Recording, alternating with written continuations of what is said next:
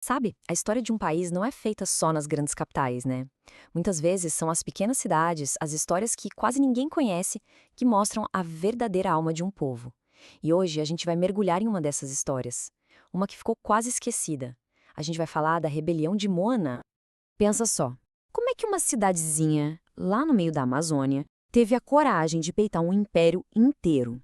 É exatamente essa história que a gente vai desvendar agora. A saga da adesão de Moaná à independência do Brasil. Ok, para a gente entender o que rolou em Moaná, primeiro a gente precisa dar um passo atrás e olhar o panorama geral. O Brasil daquela época, nossa, era uma nação completamente dividida. Olha só essa linha do tempo, ela ajuda a gente a entender a confusão que estava o país. Beleza, a independência declarada em 7 de setembro de 1822. Mas calma lá, não foi tão simples assim. A coisa não acabou ali. Chega 1823 e o norte do país, a gigante província do Grão-Pará, continuava fiel a Portugal, ou seja, o Brasil não estava unificado de verdade. E é nesse vespero que, em 28 de maio de 1823, a pequena Moaná resolve entrar para a história. E aí que tá o X da questão.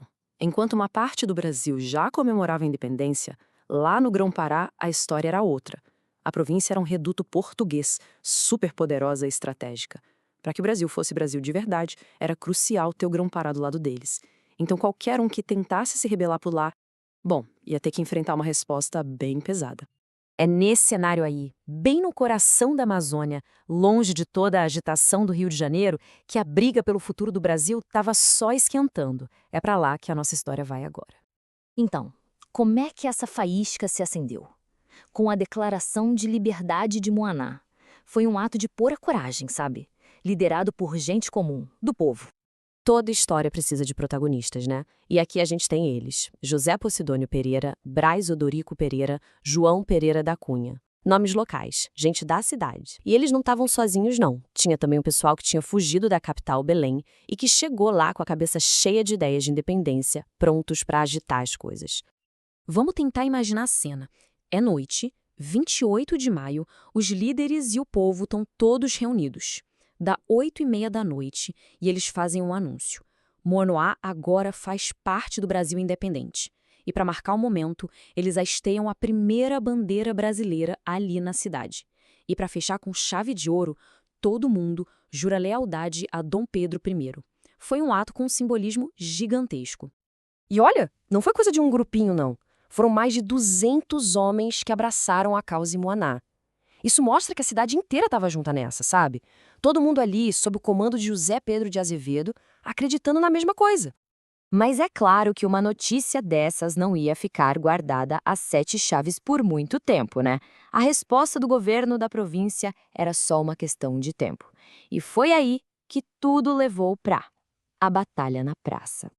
E não demorou. A notícia voou para Belém e caiu direto no colo do governador, o general José Maria de Moura. E a reação dele? Ah, não teve conversa não. Foi imediata e foi dura.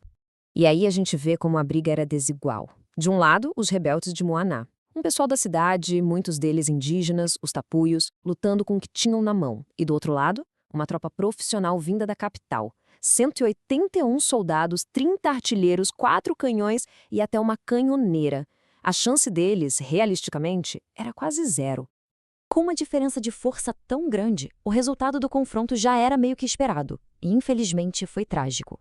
A rebelião de Moana acabou sendo silenciada, na base da força. A luta ali na praça foi intensa, mas foi rápida, não teve jeito.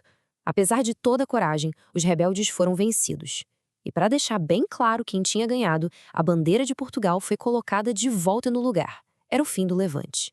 E a consequência foi pesada. O custo dessa derrota foi altíssimo. 145 patriotas de Moaná foram presos depois da batalha. Imagina isso numa cidade pequena, o impacto deve ter sido simplesmente devastador. Mas a história não acaba com uma derrota na praça. Pelo contrário, é aqui que o legado deles realmente começa a nascer. E a gente vai ver como toda essa coragem virou música, virou uma canção de heróis. Essa história podia ter se perdido no tempo, né? Mas ela foi imortalizada de um jeito que dura para sempre, na música. A canção moanense, que é o hino oficial da cidade, é toda dedicada a eles, aos heróis de 28 de maio de 1823. É a garantia de que ninguém vai esquecer o que eles fizeram. E escuta só que parte forte do hino. Relembra agora como nesta praça um velho arvoredo foi testemunha que o povo em massa estava congregado num só ideal. É incrível, né? A música praticamente transforma a praça, o lugar da batalha, num memorial vivo daquele dia. Então, no fim das contas, a conclusão é essa. Eles podem ter perdido a batalha, mas na memória eles foram vitoriosos.